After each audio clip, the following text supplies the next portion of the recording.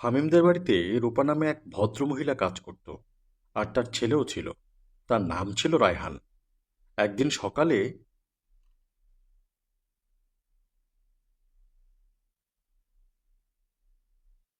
আসসালামু আলাইকুম আপা। ওয়ালাইকুম আসসালাম।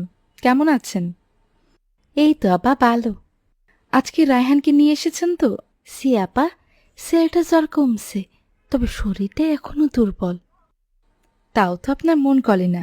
কি পাষাণ আপনি! অসুস্থ ছেলেটাকে ঘরে রেখে বাইরে কাজ করতে যান। কি করব আপা, কাজ না করলে খাবো কি? আর রায়হানকে সাথে নিয়ে গেলে মানুষ যে কতভাবে তাকায়, তাই আর সাহস হয় না। তাই বলে আপনি এই অসুস্থ ছেলেকে এইভাবে একা ঘরে রেখে যাবেন? আচ্ছা, এখন আর মন খারাপ করতে হবে না। রান্নাঘরে রোজার বাজার রাখা আছে, আজকে এগুলো গুছিয়ে রাখলেই হবে। আর ফ্রিজে ডিম আছে, রায়হানের যেভাবে পছন্দ সেইভাবে তৈরি করে দিন। এরপর রূপা কাজ করতে চলে যায়। দুপুরবেলা হামিম স্কুল থেকে বাসায় ফেরে। সে তখন দেখে রায়হান সোফায় বসে চকলেট খাচ্ছে। হামিম এর আগে কখনোই রায়হানকে দেখেনি, তাই সে রায়হানকে চিনতে না পেরে বলল, এই ছেলে, তুমি কে? আমি রায়হান। তুমি কে? আমাদের বাসায় এসে জিজ্ঞাসা করছো আমি কে? আর এই চকলেটটা তুমি কোথায় পেলে? এটা তো আমার চকলেট। আমাকে তো এটা... চুপ! আমার চকলেট চুরি করেছো তাই না? দাও, আমার চকলেট আমাকে দাও। আমি চুরি করিনি। আমাকে... আবার মিথ্যা কথা বলছো। দাঁড়াও, আমি আমার মাকে ডাকছি। মা! মা!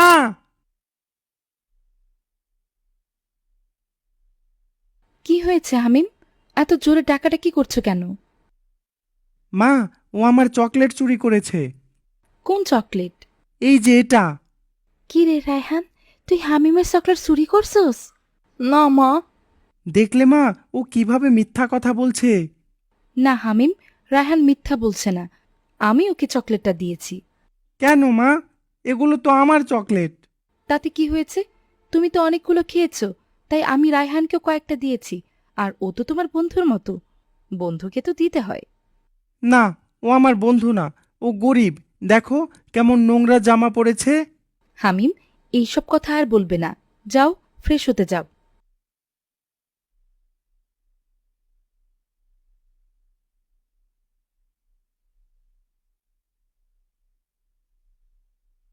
সেদিন রাতে রায়হান মায়ের পাশে বসে বসে পড়ছিল। তখন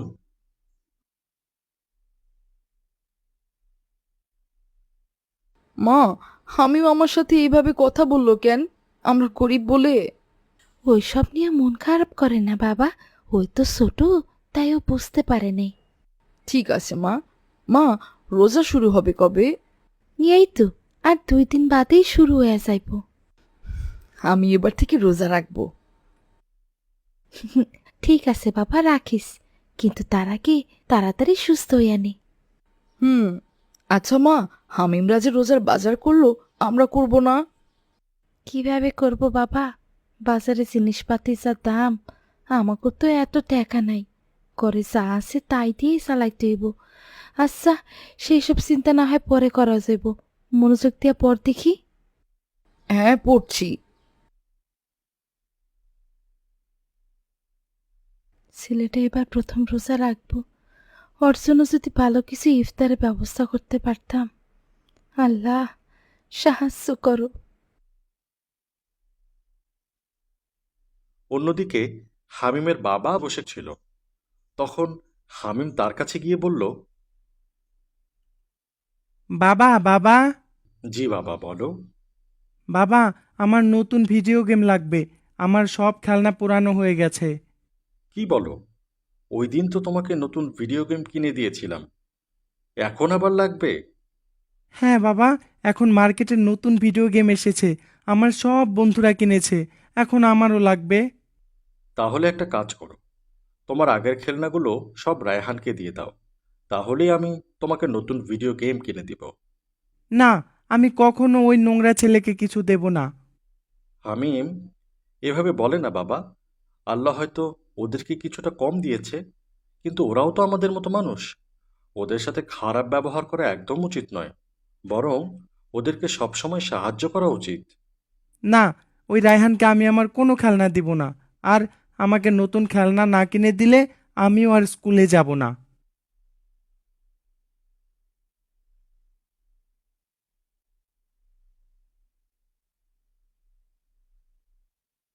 দেখলে দেখলে ছেলে কিভাবে কথা বলে? সব তোমার জন্য হয়েছে। তোমার আশকারা পেয়ে পেয়ে ছেলেটা আজ এতবার বেড়েছে। মাঝে মাঝে দুঘা পড়লেই এমন করার সাহস পেত না।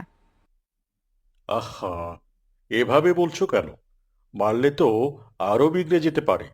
বাচ্চা ছেলে, আস্তে আস্তে বোঝালেই বুঝবে। সে সময় হলেই দেখা যাবে।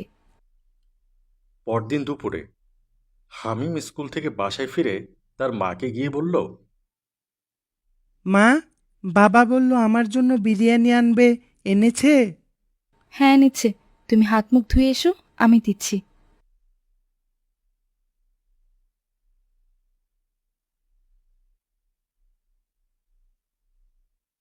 কি ব্যাপার, এখানে এত কম কেন? তুমি তো বিরিয়ানি বেশি খাও না, তাই অর্ধেকটা রায়হানকে দেব। আমার পুরো প্যাকেট বিরিয়ানি চাই, আমি কাউকে দিব না। আমারটা আমাকে দাও। এসব কি কথা হামিম? তুমি তো পুরোটা খেতে পারবে না, তাহলে শুধু শুধু নষ্ট করবে কেন? আমি এত কিছু জানি না, আমার বিরিয়ানি আমাকে দাও। থাক আপা, দেন। আর রায়হানও এসব খায় না। হামিম বাবারটা হামিম বাবাকেই দেন।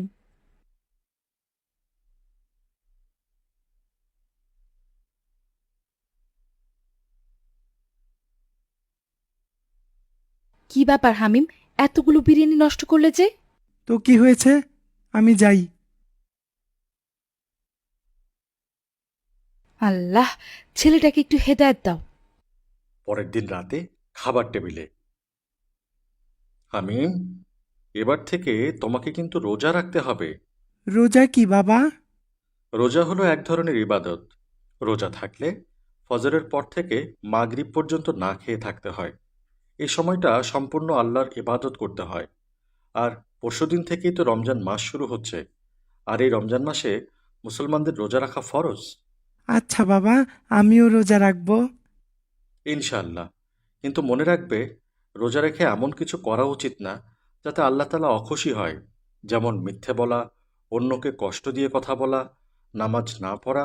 যদিও এগুলি এমনি এমনিতেই করা উচিত নয়, তবুও রোজা রাখা অবস্থায় না করার আদেশ রয়েছে।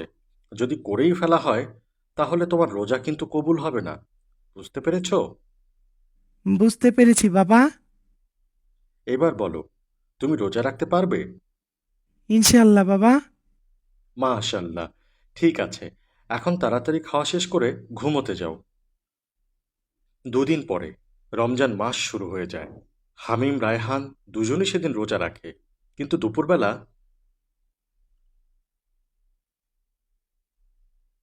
মা, আমার খুব খিদা পেয়েছে, কিছু খাবো। হামিম, তুমি তো রোজা। রোজা থাকলে তো খাওয়া যায় না। ও, আমি তো ভুলেই গিয়েছিলাম। তোমার কি খুব কষ্ট হচ্ছে? হ্যাঁ মা, খুব খিদে পেয়েছে। দেখেছ, মাত্র কয়েক ঘন্টা না খেয়ে থেকেই তোমার এত কষ্ট হচ্ছে।